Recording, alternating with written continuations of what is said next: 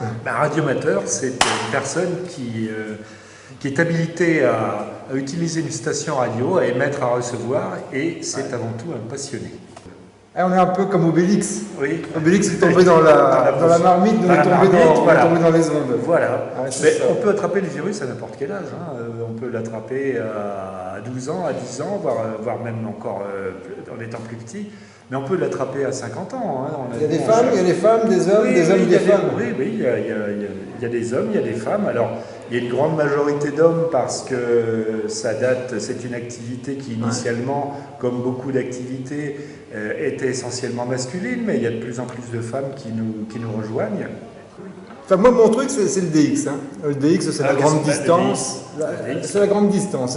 C'est de contacter des mecs qui sont aux antipodes, c'est de contacter des autres radioamateurs qui sont un peu à l'autre bout de la Terre. Ça, c'est vraiment mon truc. C'est une performance, mais c'est effectivement... c'est une spécialité que pratiquent beaucoup de jeunes et beaucoup de moins jeunes également. C'est une activité que je pratique également. J'adore contacter les antipodes ou même sans parler de distance, des stations rares. Et paradoxalement, on ne peut pas dire que c'est très très compliqué de contacter les antipodes. On peut contacter, on contacte pratiquement tous les jours. On peut contacter tous les jours les antipodes. On contacte tous les jours la Nouvelle-Zélande. Comme je dis souvent, le plus compliqué, c'est d'avoir quelqu'un qui te répond à l'autre bout. C'est d'avoir un autre radioamateur qui soit capable, qui soit licencié, et qui soit capable de te répondre à l'autre bout. La distance. Les conditions de propagation sont souvent bonnes. On choisit son créneau, on choisit sa bande de fréquence, et puis on lance appel en direction du Pacifique, par exemple. Mais bon, comme tu dis, il faut qu'il y ait quelqu'un à l'autre bout qui soit là.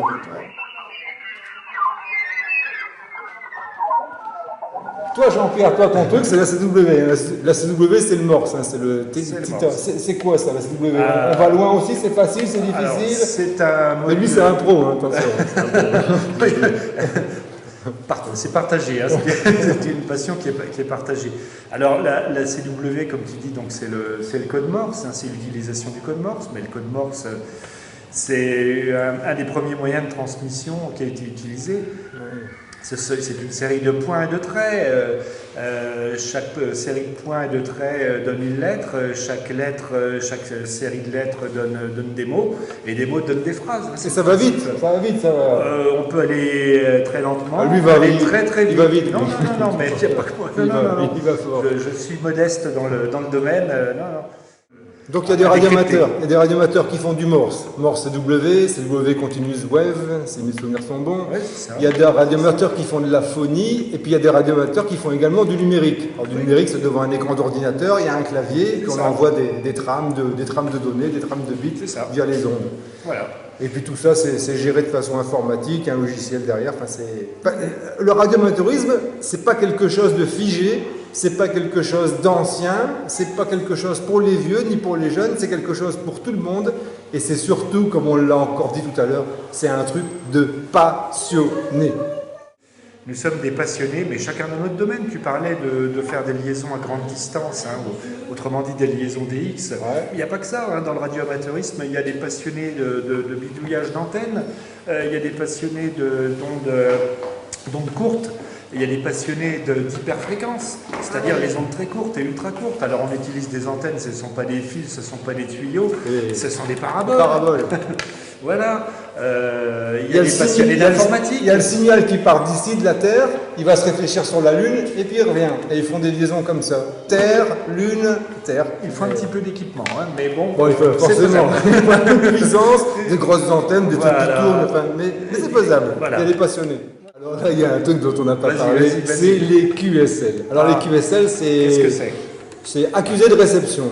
Quand on fait un contact, quand on fait une liaison avec quelqu'un, pour prouver le contact, pour prouver la véracité du contact, on s'échange cette fameuse carte QSL. Alors chaque radioamateur a sa propre QSL, avec sa propre photo, ou son propre dessin, sa propre carte, sa carte qui lui est sienne. Et on se les échange, et puis ça fait des superbes collections d'images, ça fait des superbes collections de QSL. Et puis de temps en temps, derrière chaque QSL, il y a le souvenir d'un contact, il y a le souvenir d'une discussion. On a beaucoup d'attaches, on a beaucoup d'affinités, on a peut-être même un peu d'amour vis-à-vis de ces fameuses QSL. Enfin, c'est toute une histoire. Mais je pense que le QSO grande distance, longue distance, ça va de façon générale de pair avec la QSL. Je ne sais pas ce que tu en penses. Oui, oui, tout à fait. Moi, je suis un grand collectionneur de cartes également. Et donc, on en possède maintenant quelques milliers à la maison. Donc, il faut agrandir les tiroirs, il faut trouver des boîtes pour ranger nos cartes, les classer, etc. Mais effectivement, moi j'adore recevoir une carte QSL, une carte radio du bout du monde, d'une contrée rare de l'océan Pacifique, ou de l'océan Indien, ça arrive. Et voilà, après la liaison, le plaisir de la liaison, c'est le plaisir de recevoir quelques semaines après la carte qui concrétise vraiment et qui concrétise le QSO de contact. Voilà. Et on voit l'écriture de la personne, de notre correspondant. C'est la finalité. Voilà. La finalité du contact, la finalité du QSO, c'est cette fameuse carte. C'est également une ouverture au monde, je trouve. C'est une ouverture au monde, c'est une ouverture sur les autres. Et ça permet également de voyager par les ondes, mais ça permet également de voyager quand on se rend à l'étranger, quand on part en vacances, quand on part en voyage. On peut rencontrer d'autres radioamateurs, on peut échanger, on peut aller chez eux, voir leur station, on mange avec eux. Enfin, là, c'est du lien social, c'est de la convivialité.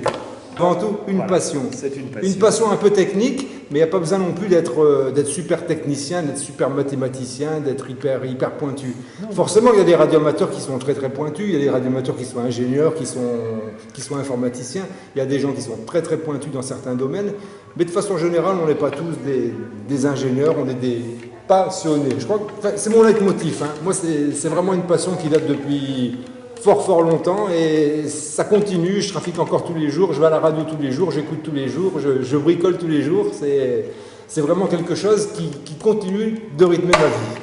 Dans le terme radio amateur, il y a amateur, mais on peut être amateur tout en étant très technicien et très en avance.